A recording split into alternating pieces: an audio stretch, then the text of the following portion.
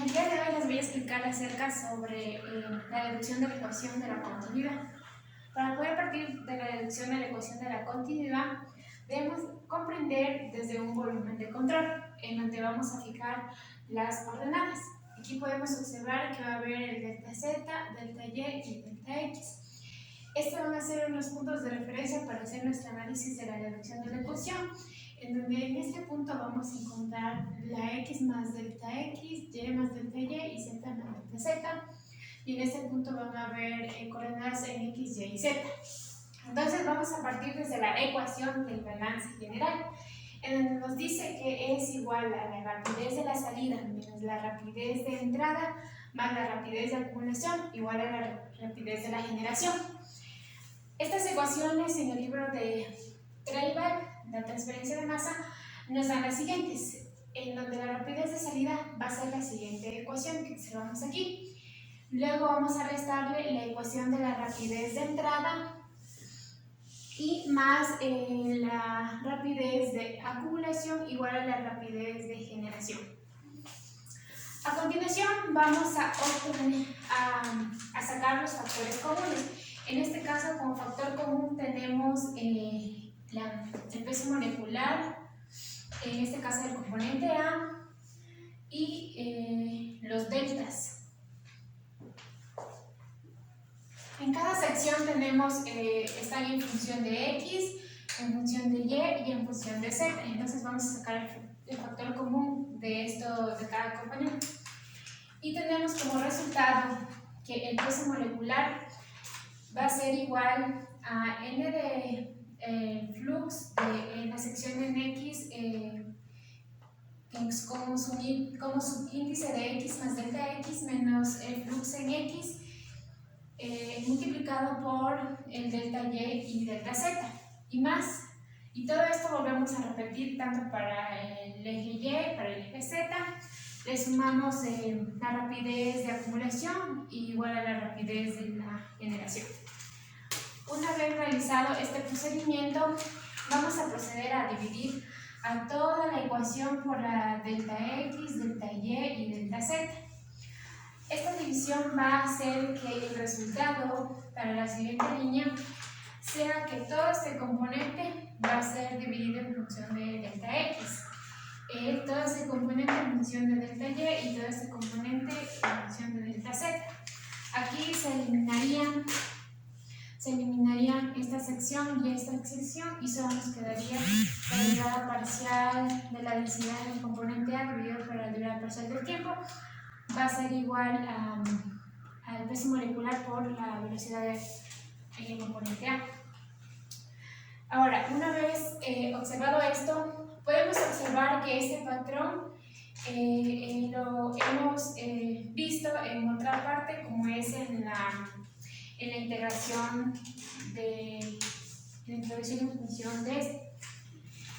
Vamos a aplicar entonces los límites para cada sección. Entonces, vamos a obtener que el límite para delta X, cuando tiende a 0, la función de X más delta X menos la función de X dividido para delta X nos va a dar igual a la derivada parcial de f de X con respecto a la derivada parcial de X. Podemos observar que esto es igual a esta sección de aquí. Entonces vamos a proceder a hacer los límites para cada una de estas secciones. Entonces, una vez aplicados los límites, vamos a reemplazar la ecuación anterior que teníamos y nos queda el siguiente resultado. El peso molecular por la derivada parcial del flux en dirección en X con respecto a la derivada parcial en X, para la derivada parcial del flux en dirección en Y con respecto a la derivada en Y, más la derivada parcial del flux en Z con respecto a la derivada en Z, y más la derivada parcial de la densidad en componente A dividido por la derivada parcial del tiempo igual al peso molecular del componente A por la velocidad. Vamos a tener consideraciones que la densidad va a ser igual a la densidad de A más la densidad de B y la velocidad de A va a ser igual a la velocidad de B. Este mismo procedimiento vamos a hacerlo para un componente B y nos va a dar el resultado igual, solo que cambiaría esta sección de aquí. Al hacer este cambio en la sección de aquí, procedemos a sumar estos dos resultados y sacamos el factor común de la suma de estos dos, tanto para el componente A como para el componente B, y nos va a dar como resultado la siguiente ecuación, en donde el peso molecular va a ser multiplicado por la derivada parcial del flux en dirección en X, Y y Z con respecto a sus derivadas parciales, más el peso molecular del componente B de las derivadas, de la suma de las, multiplicado por la suma de las derivadas parciales de los flujos en dirección en X, Y y Z con respecto a cada una de sus derivadas, más la derivada de la densidad del componente A sobre el tiempo y más la derivada de la densidad en B con respecto a la derivada parcial del tiempo igual a 0. Esta consideración será igual a 0 por esta sección de aquí. Y ya. Una vez realizado eso, tenemos que sacar el factor común. Aquí podemos notar que el factor común va a ser las derivadas parciales. Entonces, la derivada parcial dividida la derivada parcial en X va a ser igual al peso molecular del componente A por el flux de A más el peso molecular en B por el flux de B en dirección en X. Y así aplicamos para cada una de las direcciones.